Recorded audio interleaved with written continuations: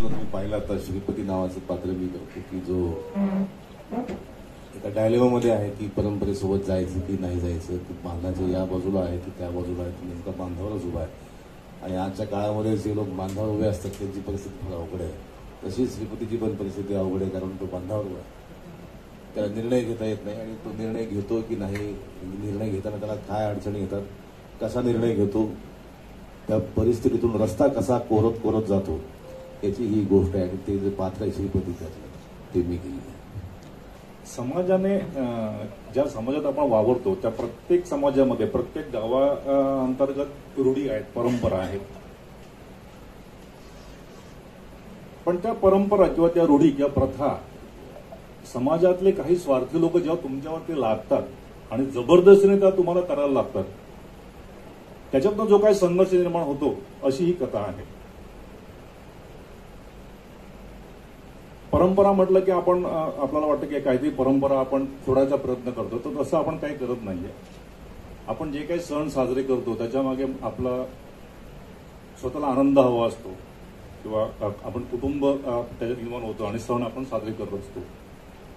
पण तसं करत असताना कोणी तिराईक व्यक्ती किंवा तिराईक ग्रुप म्हणा किंवा समाजात वावरणारे लोक त्या परिस्थितीचा जेव्हा फायदा घ्यायला सुरुवात करतात आणि तुमच्यावरती एखादी घटना जबरदस्तीने लादली जाते आणि त्याचा मानसिक त्रास तुम्हाला होतो, तो त्रास सहन करत तुम्ही ती प्रथा पाळायची की नाही पाळायची हा सर्वस्व निर्णय आम्ही त्या श्रीपतीवरती सोडलेला आहे की तुम्ही काय करायचं, तुमची परिस्थिती आहे तसं सण साजरे करायचं की कर्ज काढून आपण सण साजरे करायचे, अशा प्रकारची आपण कथा कल्पना मांडलेली आहे. आपण कुठच्याही परंपरेला विरोध करत नाही आहोत.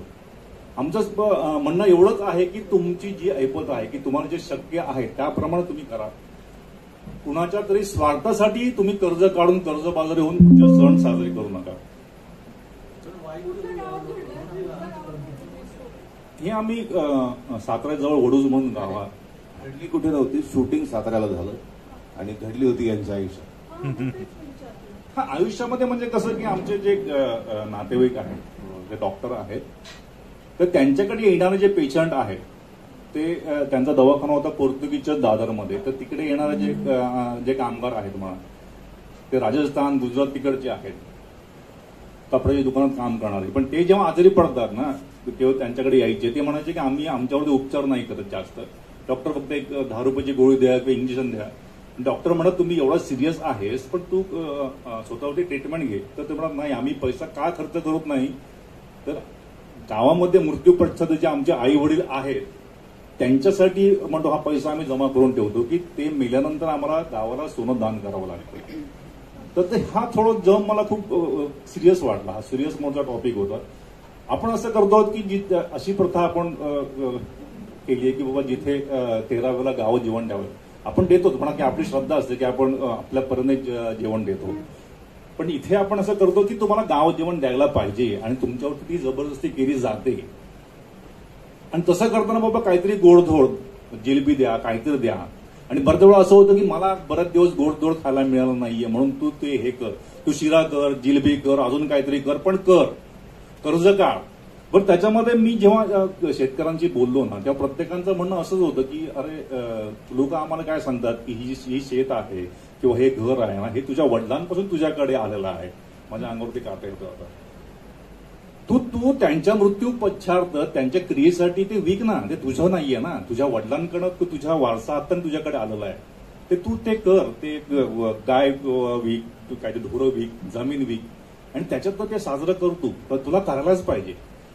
तर तो खूप असा मी अस्वस्थ झालो होतो एक करताना, कारण तो खूप मोठा जर्नी होता. म्हणजे हा पिक्चर पण माझ्या आयुष्यातला खूप मोठा जर्नी आहे.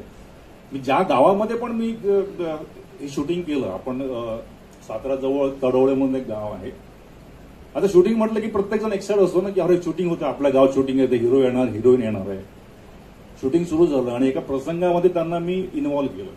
बसले प्रसंगात शूटिंग वगैरे झालं, जेव्हा त्यांना त्यातला सिरियस मोड कळला की अरे काहीतरी वेगळं घडतंय या चित्रपटामध्ये, तर शूटिंग संपल्यानंतर सगळे आले माझ्याकडे. म्हणतो आम्ही पण हा अनुभव घेतलेला आहे. म्हणतो प्रत्येक जण सांगायला लागला की एक मानसिकता असते की आपल्या घरात कोणतरी केल्यानंतर आपण कार्य करतोच ते, पण मग खिशात पैसे नसेल तर करायचं काय, मग काहीतरी आपण काहीतरी विकतो आणि त्यातनं हे सगळं साजरे करतो. आमचं म्हणणं तेच आहे की जर तुमची ऐपत आहे, तुम्हाला द्यायचं आहे, आपण प्रत्येक आपल्या ऐपतीप्रमाणे करतो.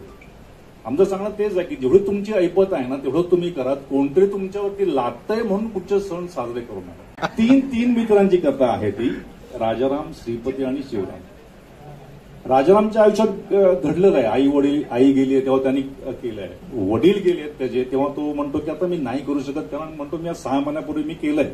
आई गेली तेव्हा मी सगळं काही केलं. परत मग गावकी जमते, सांगते की नाही तुला करायलाच पाहिजे, की आपल्या गावची प्रथा आहे, नाही तर तुला वाईट टाकू आम्ही.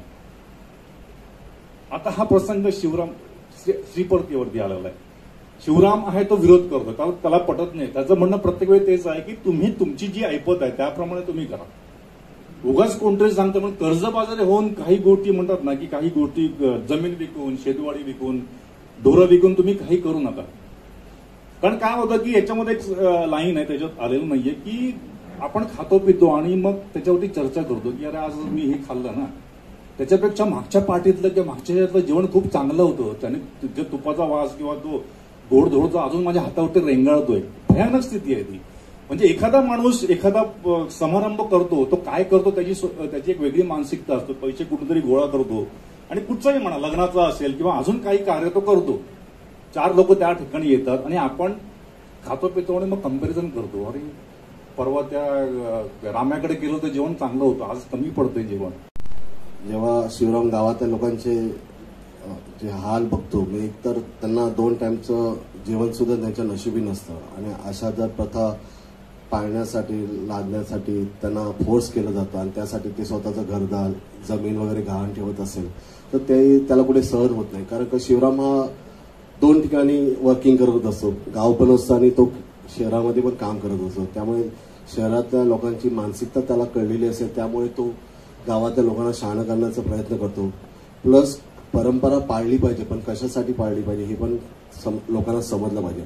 आता ही सिच्युएशन सध्याच्या परिस्थितीत प्रत्येकाच्या जीवनात आहे. फक्त हे आपण ग्रामीण भागात दाखवलंय, पण बघायला गेलं तर तुम्ही ऑब्झर्व करा, जेव्हा फिल्म बघाल कळेल तेव्हा तुम्हाला कळेल का ही प्रत्येकाची सिच्युएशन आहे. म्हणून या चित्रपटाला पण इंटरनॅशनल लेवलला बेस्ट फिल्मचा अवॉर्ड त्यासाठीच मला वाटतं देण्यात आला. म्हणजे ही एका महाराष्ट्राची, भारत देशाची गोष्ट न राहता ही अख्ख्या जगाची गोष्ट आहे. म्हणजे सगळीकडे हे सफरिंग होतंय, हे मोठं दुर्दैव आहे आणि ह्या विरुद्ध कुठेतरी आवाज उठवणं हे खूप गरजेचं आहे. तर मला पण ती भूमिका करताना, भूमिका मी अशी बोलायला गेलं तरी केली नाहीये, ते माझ्यातला पण तो शिवराम जागा झाला. तर लोकांनी पण ही चित्रपट बघावा आणि त्यातला जर खरंच शिवराम त्यांच्यात असेल तर त्यांनी तो जागवावा. इंडिव्हिज्युअल जागवलं तरी भरपूर आहे.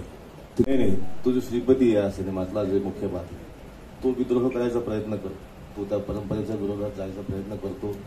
पण परिस्थिती एवढी स्ट्रॉंग असते की त्याला झगडता त्यालाच मृत्यू येतो. म्हणजे विचार करायला पाहिजे की परंपरा किती स्ट्रॉंग आहे आणि त्या किती जगायला पाहिजे, किती जगण्याची ताकद तुमच्यामध्ये पाहिजे. आणि पुन्हा हा सगळा विवेकाचा मुद्दा आहे. एखादी गोष्ट काही श्रद्धा वाटेल, तीच गोष्ट दुसऱ्यांना अंधश्रद्धा वाटू शकते.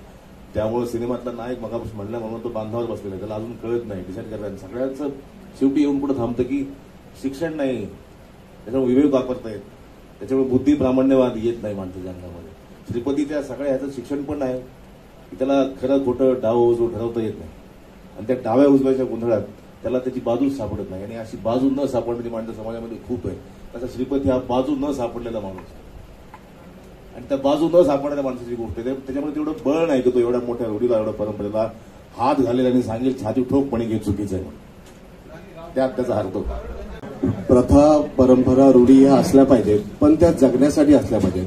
त्याच्यामुळे जर कोणाचा बळी जात असेल तर अशा प्रथा, रूढी बंद होण्यासाठी काहीतरी आपण केलं पाहिजे. तर त्याचा अभ्यास खूप करणं गरजेचं आहे. जर आपण अभ्यास न करता काही गोष्टी केल्या तर ते चुकीचं आहे. कारण का आपण आपलं वर्षानुवर्ष आपण बदलत असतो, सिच्युएशन बदलत असते, पिढी बदलत असते.